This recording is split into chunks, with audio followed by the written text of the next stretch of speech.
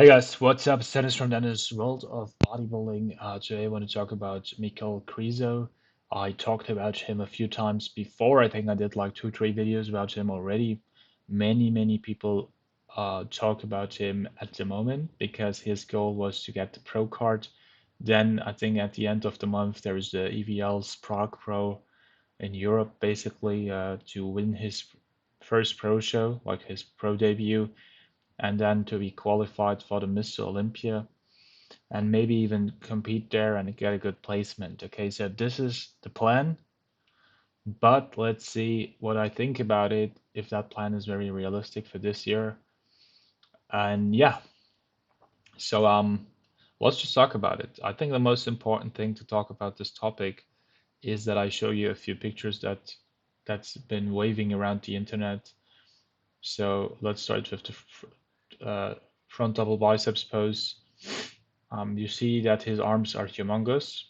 I think at the moment his arms are overshadowing the rest of the physique, especially if you would see the back shot, back double biceps, you see that his back even is overshadowed by his arms. So his arms are very, like, I remember I can compare it to Really Winkler back then when his arms were so overdeveloped that, like everything else looked, sorry for that, everything else looked small to that. But that's not the topic. So we know his arms are very good, maybe more developed than the rest. Other than that, I heard the lighting on stage was very bad. So you didn't see a lot of separation, even though he had him.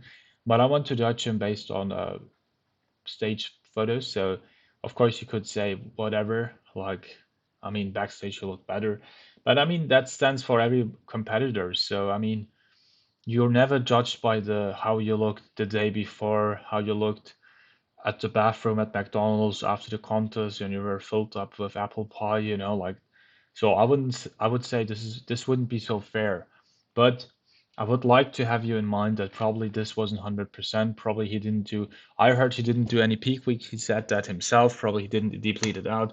He didn't pull the water out. He didn't take any diuretics, things like that. So the, what I think is at least this is 100% not Michael Michal Krizo at 100%. That's sure. But even now you see structural things. And now let's start. I mean, it took me 3 minutes to talk around because people, it's very sensitive to some things.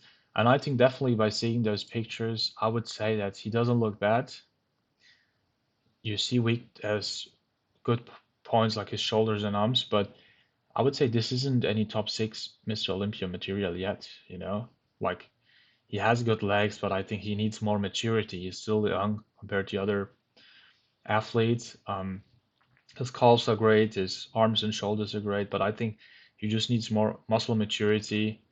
That it's a good overall picture. I wouldn't say that he's ready to crack the top six. Like even, and I have to admit, not only fans and spectators gave him this potential top six spot.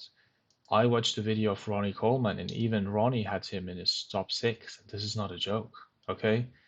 But I think even Ronnie maybe is too overhyped because he's a big guy and he wants to see big guys. In my opinion, he isn't top six material yet. A lot of things would have to happen to get him there, and I don't think so. I think he needs more muscle maturity in many parts of his body, maybe in the whole of the body. And also at his weaknesses, he needs some more muscle mass. I know this sounds a little terrific, but if you would cut out his arms and shoulders and maybe calves and just would compare that to the other athletes, you would see that there are some, flaws in his body, to he has to get there, especially his back and shit. He has to get there to compete at the top level. Oh shit, I see that I can't go on his Instagram page, so maybe he blocked me. This happens a lot. But I have my private profile and my Deniz WORLDOFBB profile. But this is not a joke. Like this happens to me often that bodybuilders, after I do a video about them, they don't comment there. But when the next time after presenting the video, I go to their Instagram page, they block me. This is Look, and he also blocked me here, which is funny. Wait, let's see. Maybe I can go through this to his side. Okay, sorry. I'll backfire. He didn't block me, but I just said it because a few athletes blocked me. Sorry for that. This was very unplanned, I know. But yeah, basically, congratulations. I look around if I see some other photos of his back because they didn't show a lot of back shots from the contest. I mean, he'll not show it because it's his weakness. Here you see a little bit of his back. Yeah, but whatever.